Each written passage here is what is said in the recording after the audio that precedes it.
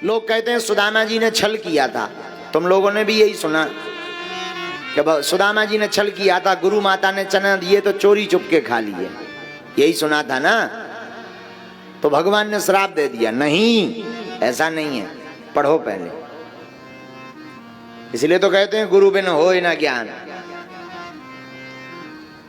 सुदामा जैसा मित्र ना हुआ ना होगा। भगवान ने कोई श्राप नहीं दी सुदामा को, हम खंडित करते हैं। कोई श्राप नहीं दी, एक भी बार श्राप नहीं दी भगवान।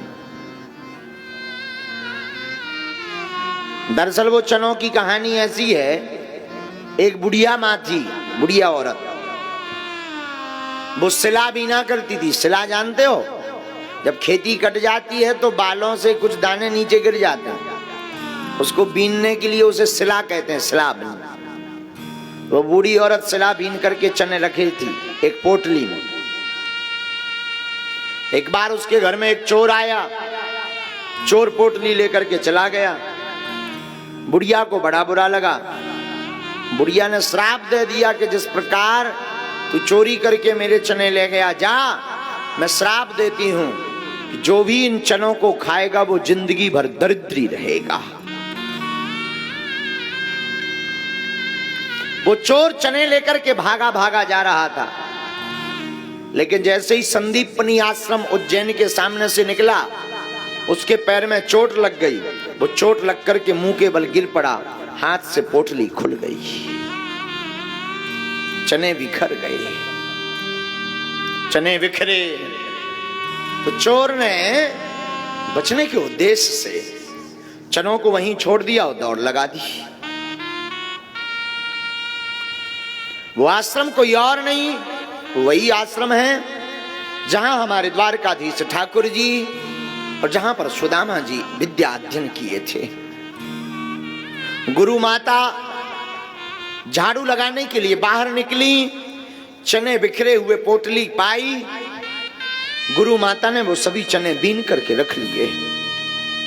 ध्यान से सुनना मेरे पागलों, चनों की पोटली को ला करके रख लिया। एक दिन कथा वैसे ही है, बरसात हुई, भोजन पकाने के लिए लकड़ियां नहीं थी। तो भगवान कृष्ण और सुदामा को लकड़ी लेने के लिए वन में भेजा। गुरु मां ने सोचा घर पे तो बहुत कुछ खाने, गुरु आश्रम में तो बहुत कुछ खिलाने को नहीं है, इन चनों को दे देते हैं, बच्चे चनों को खा करके रह लेंगे, शाम को फिर आकर के भोजन कर लेंगे। वो श्रापित चने जिन पर बुढ़िया श्राप दे चुकी थी कि जो भी इनको खाएंगे वो जीवन भर दरिद्री रहेंगे, श्रापित चने लेकर के भगवान कृष्ण तो थोड़ा आगे निकल गए, सुदामा जी थोड़ा पीछे थे। गुरु मां ने वो पोटली सुदामा जी को दे दी, बेटा तू भी खा लेना, आधा चने का भाग अपने मित्र कन्हैया को दे देना ताकि पेट के लिए कुछ आहार हो जाए। सुदामा ने गुरु मां को धन्यवाद दिया। हाथ में चनों की पोटली लेकर के सुदामा चले। निकले ही थे कि सुदामा ने चनों की पोटली को देखना चाहा कि आखिर चने कितनी मात्रा में है। लेकिन सुदामा ने जब चनों को गौर से देखा, सुदामा कोई साधारण नहीं, भगवान कृष्ण का मित्र साधारण तो हो ही नहीं सकता। सुदामा भी ब्राह्मणो ब्रह्मवित्तमा विरक्त इंद्रियार्थेषु प्रसन्नात्मा जितेंद्रिया। सुदामा जी भी ब्रह्म को जानने वाले थे। सुदामा ने जब उन चनों को गौर से देखा तो सुदामा ने पाया यह चने श्रापित हैं, इनको श्राप लगी है कि जो भी इनको खाएगा वो जीवन भर दरिद्री रहेगा। गुरु मां ने तो आज्ञा दी कि दोनों आधा बांट बांट करके खा लेना।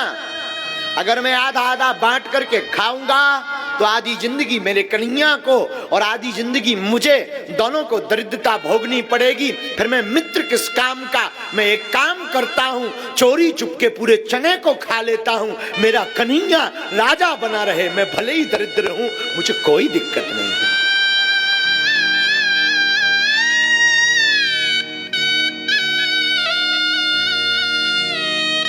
मित्रता को निभाने के लिए सुदामा ने वो चने खाए। हमने सुना है सुदामा ने जितने चने खाए वो चने के दाने थे 40। सुना है 40 दाने थे। इसलिए सुदामा 40 वर्ष तक भगवान कृष्ण से दूर रहे और दरिद्रपन भोगना पड़ा। सुदामा जैसा न मित्र हुआ न हो सकता।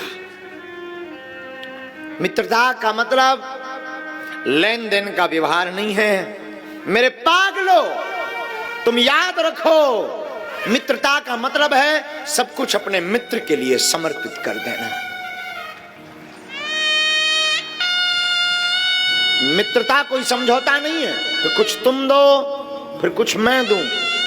मित्रता का मतलब ये नहीं थोड़ा तुम मिलो थोड़ा मैं मिलूं। मित्रता का मतलब है अगाध श्रद्धा। मित्रता का मतलब है समर्पण।